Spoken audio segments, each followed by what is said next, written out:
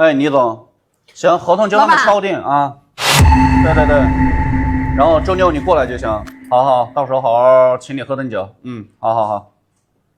找我什么事儿？老板，我想找你借1万块钱。借钱干什么呀？你不是刚发完工资吗？老板，你别提了，就是因为发工资手太痒了，然后打牌输了。打牌输了啊！1个月辛辛苦苦，这么热的天气是吗？这么高的温度啊，好，有1万几吧？应该有1万2吧？你这个月工资？是啊。真的12000块钱，这打牌几个小时就输完了。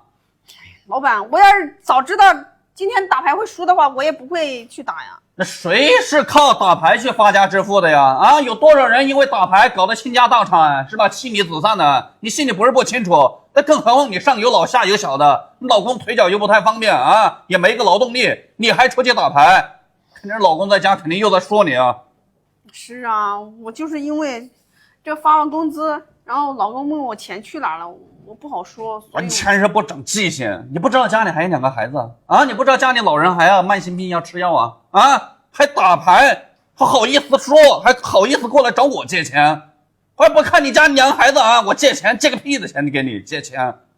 老板，我知道错了。这早上刚才财务给我拿过来的3万块钱，我准备给到食堂的阿姨，是吧？这2个月天气热，准备给到她去好好买点别的菜，好好改善一下员工的伙食了，知道吧？不像话啊！咦，这3万怎么是2万呢？老板，你什么眼神啊？我啥什么眼神？就财务来了之后，就你一个人来过，前后也没隔10几分钟的时间，也没有别的人来。老板，你这个钱要是不想借，你就直说，何必在那里看着我干什么？你钱不见得怪我呀。我钱不见得怪你，我就问你一下，你这么大饭瘾干什么呀？你这么心虚干什么呀？你冤枉我，我不能说一下呀。我冤枉你，我现在深度怀疑这个钱应该就是你拿的。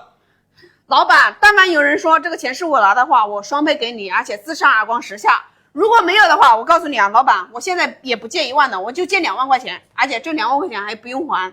行，你还不用还？我看了一下真是可怜之人必有可恨之处还想着借2万不用还。来，屏幕前的家人们请你们帮我证明一下这个刚才的1万块钱是不是他拿的？如果是他拿的，右边不管是什么，请全部都帮我点播，好吧？这种人，你们觉得还应该借钱给他吗？